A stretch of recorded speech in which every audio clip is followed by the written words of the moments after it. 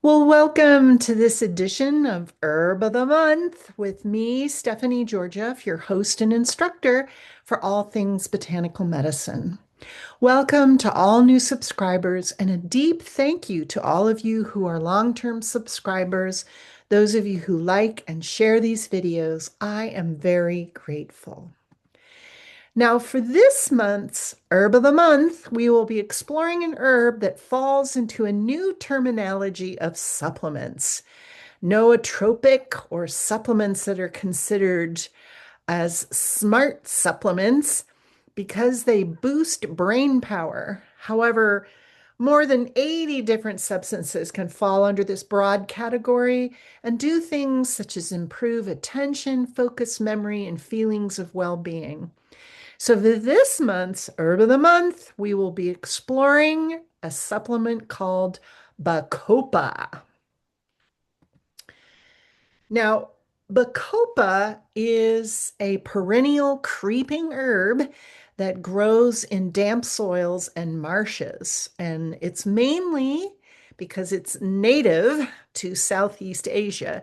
It mainly grows throughout the Indian subcontinent and parts of Southeast Asia. Now, it does also grow in places such as Madagascar, the Caribbean, South America, and Hawaii. The Bacopa plant that you can see in the background has small, succulent green leaves with really pretty little white flowers, and it grows in a low, sprawling pattern along the ground. And what's interesting about it is it grows in the pattern similar to the way the nervous system spreads in all these branching tendrils throughout the body. And this is one of those wonderful plants that is very much applied to what's called the doctrine of signatures, which is the basis for herbal medicine as well as homeopathy. And it's basically like cures like. So if something looks like something or causes a certain sensation, then it will heal whatever it looks like or a similar sensation. So because this has these little tendrils, I guess people thought that, hey, this would be good for the nervous system. And we're finding out that actually it does. Now, Bacopa is in the Plantaginaceae family, which is commonly known as the plantain family. The other word for this family is Veronica. And the Plantaginaceae is a very large family of flowering plants. It's a diverse group, which includes herbs, shrubs, and some aquatic species. And it's mainly found in what we call temperate zones. Now, in Sanskrit, because this really comes to us from Ayurvedic medicine. So in Sanskrit, Bacopa is known as Jala Brahmi, which means water Brahmi. And this refers to its preference for growing in wet, boggy environments. For some reason, in English, it's known as water hyssop, and the whole plant is used. I'm not aware of the roots being used, but definitely the leaves, the branches, and the flowers are used. And it's also known in Ayurvedic medicine as Brahmi. Now, in Ayurvedic medicine, the qualities of this is it's bitter, it's astringent, it's sweet, and cooling. And the main action, for those of you who are familiar with Ayurvedic diagnosis, it balances all three of the doshas, Vata, Pitta, and Kapha. And it's very good at pacifying rising Vata and rising Kapha. Now, it's used for all sorts of things, but the big one is that it enhances memory. It looks like little brains, so that's what it does. It enhances brain. It's rejuvenative. It's a cardiac tonic. It's good for digestion. It also has some anti-inflammatory properties, and it's been used to stop inflammation. So it's very good at for dealing with allergies and fevers, but it's mainly used for, as we say, as a rejuvenative and very good at enhancing memory. And that's mainly what the Ayurvedic people use it for. Now, in Western medicine, it's got all kinds of properties. And one of the things that I think is amazing is that it's a neurotransmitter modulator and it enhances acetylcholine levels. And if you know anything about brain function, acetylcholine is very much involved with memory and focus and cognitive function.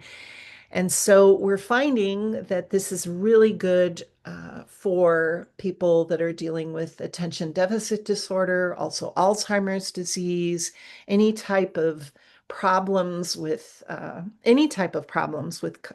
brain function. It also reduces plaques in the brain, which is good at preventing Alzheimer's disease.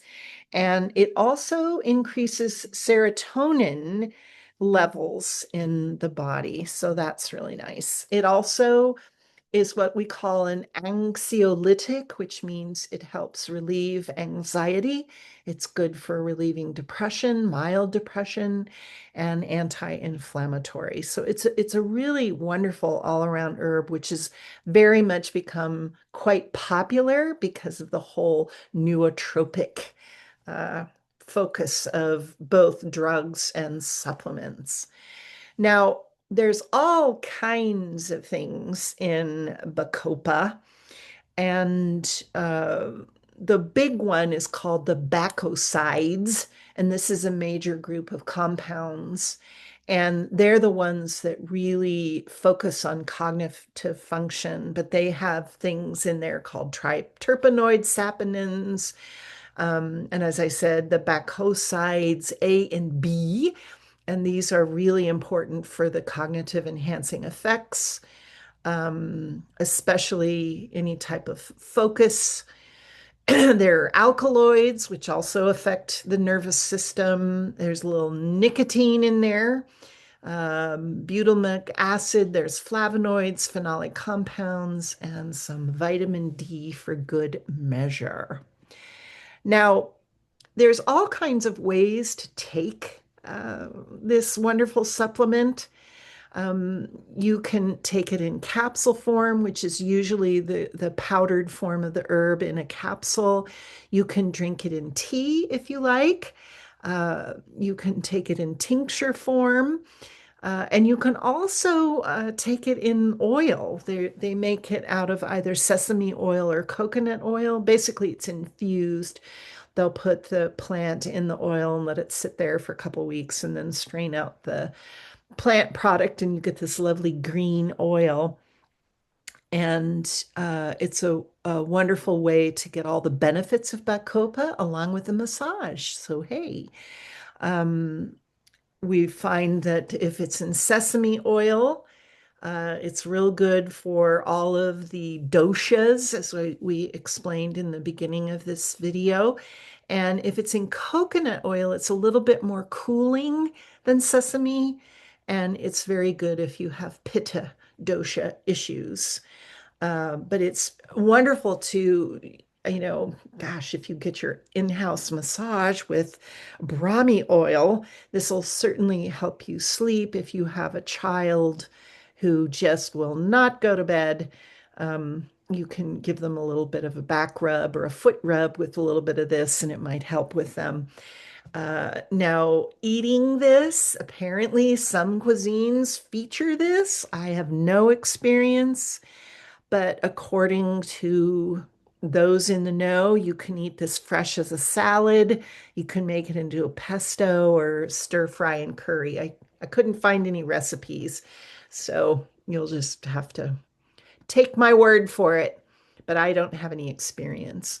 Now, there are ways that you can grow this.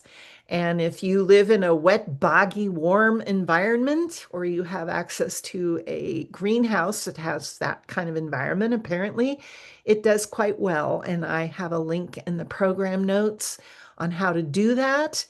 Um, you know, they people are doing it, so why not? So I hope when you start exploring this really sweet plant that you come to appreciate what an incredible gift that nature has given us through this lovely Ayurvedic plant from the Indian subcontinent. So, this is Stephanie Georgia saying thank you so much for spending your valuable time with me. If you would like to learn more about botanical medicine, please visit my Patreon page, the Botanical Medicine Study Course page. You can sign up for weekly classes in botanical medicine, or you can select individual courses. Obviously, it's cheaper if you sign up for the classes, but if you only want to learn certain things, you're certainly welcome to do that. And until next time, I hope that you're very well.